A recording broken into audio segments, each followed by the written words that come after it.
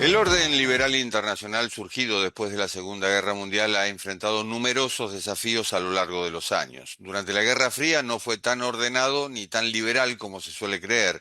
Tras su consolidación surgieron problemas como el libre comercio, la democracia, el multilateralismo.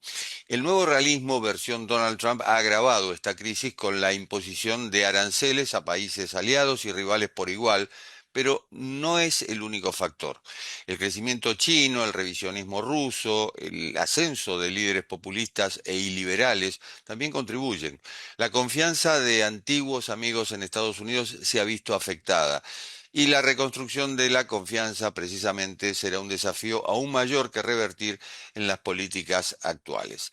Sobre esto versa un artículo publicado por Andrea Oelsner, directora de las licenciaturas en Ciencia Política y Gobierno y en Relaciones Internacionales del Departamento de Ciencias Sociales de la Universidad de San Andrés. Y le queremos preguntar si realmente, Andrea, el orden liberal no ha sido ni tan liberal ni tan ordenado. Bueno, muchísimas gracias por esta invitación, primero de todo. Efectivamente, el orden, lo que en relaciones internacionales llamamos el orden liberal internacional, no fue ni tan ordenado, sobre todo para los países de la periferia. Fue ordenado, relativamente ordenado, de todas maneras, ¿no? Con mucho temor a una guerra nuclear, por ejemplo, durante la Guerra Fría. Pero fue más ordenado, más pacífico, en el sentido de que no hubo guerras calientes en lo que podemos llamar el área del Atlántico Norte y algunos países de, por ejemplo, Japón, algunos países que, si bien no pertenecían geográficamente a Occidente, culturalmente sí, desarrollados, industrializados y culturalmente alineados con Estados Unidos. Ahí podríamos hablar de orden. En el resto del mundo, desde América Latina, desde Asia, desde África, con todos los procesos independentistas que en algunos casos fueron violentos, no se ve que la Guerra Fría haya sido un orden, una época de apogeo del orden liberal internacional. No fue tan ordenado. También digo que no fue tan liberal por esto mismo. Occidente, no solo Estados Unidos, también Europa apoyó a dictaduras amigas y priorizó ese alineamiento ideológico antes que los valores, los pilares fundamentales, los principios del liberalismo, como la democracia y los derechos humanos. De hecho, Entonces, la ni tan Guerra liberal. Fría no fue una guerra declarada. No fue una guerra declarada, pero fue en otras partes del mundo, no fuera del Atlántico Norte, fue bastante violenta. En América Latina, en América Central, por ejemplo, en Asia, en el sudeste asiático, hay ejemplos muy claros de lo violenta que fue la Guerra Fría, que no fue fría en esos lugares, fue muy caliente. Decía que tampoco fue liberal porque, por esto mismo, porque no se sostuvieron los valores liberales en el espacio de los márgenes de las potencias occidentales y tampoco fue internacional en el sentido de global por justamente esto mismo, porque los valores liberales estuvieron acotados al Atlántico Norte, a Occidente, a lo que es eh, culturalmente definido como Occidente. Entonces, tampoco podemos hablar de un orden global. Con lo cual, la crisis del orden liberal internacional de la que se hace tanta referencia ahora como si Donald Trump y algunos otros líderes populistas y liberales le estuvieran dando un golpe final, no es, en ese artículo yo digo, no se trata de una muerte súbita, se trata de la crónica de una muerte anunciada que en realidad nunca fue ni tan ordenado, ni tan liberal, ni tan internacional para el resto del mundo.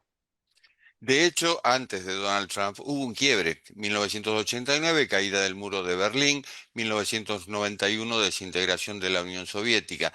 Y marcás en el artículo 1999, cuando de pronto surgen las protestas contra una cumbre de la Organización Mundial de Comercio y Clinton más allá de que habían salido las fuerzas de seguridad a reprimir, dijo, no, no, no, paren, tenemos que escucharlos, a ver qué es lo que quieren, qué es lo que pasa. De hecho, el fin de la historia, evidentemente, versión Fukuyama, no fue el fin de la historia, al contrario, fue la continuación de la historia. Bueno, exactamente. Mucho se dice que con el fin de la Guerra Fría, bueno, ahí finalmente tenemos el apogeo del orden liberal internacional o del internacionalismo liberal. Em, y ahí te diría, bueno, duró muy poco, realmente. Si eso fue el apogeo, fue muy corto. Y está bien, en tiempos históricos no es más que un instante, ¿no? Eh, Efectivamente, ahí tenés varias cosas que otra vez socavaron muy rápidamente los pilares, los principios fundamentales del orden liberal internacional. El liberalismo internacional está marcado fundamentalmente por derechos humanos y democracia, por el libre comercio, eh, y por un tercero que ahora te lo voy a decir. Eh, Multilateralismo, por digamos. el multilateralismo, por supuesto, por el multilateralismo. Y muy rápidamente estos tres principios fundamentales, el ejemplo que vos das es el de tanto el del multilateralismo como el del libre comercio, ¿sí? Lo que pasó en Seattle en 1999, en esa cumbre de ministros, en esa cumbre ministerial de la Organización Mundial del Comercio, es un fracaso podríamos decir, simboliza los problemas de dos de estos principios, del libre comercio, por toda la resistencia y las protestas en la calle, muestran que había una gran disatisfacción con la globalización, que la globalización claramente no había sido igual para todos, no solamente para todos los países del mundo, sino incluso dentro de las sociedades desarrolladas, industrializadas. La globalización no había repartido los beneficios de forma igual y entonces tenías grandes sectores de la sociedad muy insatisfechos con la globalización y con el libre comercio. Y un fracaso también simboliza un fracaso del liberalismo, perdón, del multilateralismo, porque esa cumbre terminó sin acuerdos, ¿sí? Hubo que esperar 2 años más para que pudiera haber ciertos resultados positivos en las cumbres de la Organización Mundial del Comercio. La de Seattle empezó en realidad sin acuerdos, sin consensos básicos. Claro. Después pasan muchas cosas, vienen los indignados en España, por ejemplo, la primavera árabe y demás. Ahora, quiero centrarme en el personaje que mencionaste, Donald Trump, y también aquellos que comulgan con el ideario de Trump. En cierto modo, ¿es el tiro de gracia al liberalismo tradicional? Bueno, en realidad mi argumento es que es la crónica de una muerte anunciada, ¿sí? Claramente lo acelera. Y además ahí me parece que hace algo que es mucho más, de alguna manera, mucho más dañino que la crisis del orden liberal que veníamos viendo hasta ahora.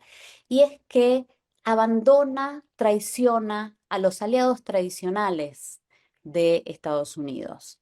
Eh, una parte de mi investigación como académica de relaciones internacionales tiene que ver con la amistad internacional. Y con este hecho que yo y muchos otros colegas decimos que puede haber amigos en las relaciones internacionales, que hay estados que son más que simplemente socios o aliados, que son amigos. Estados Unidos y lo que fue durante la Guerra Fría, el bloque occidental, hicieron un gran esfuerzo, estrecharon muchísimo sus vínculos, generaron mucha confianza hacia el interior de este bloque, a través de reuniones, de cumbres, de compartir inteligencia, de compartir, de admitir ser vulnerables mutuamente, ¿no?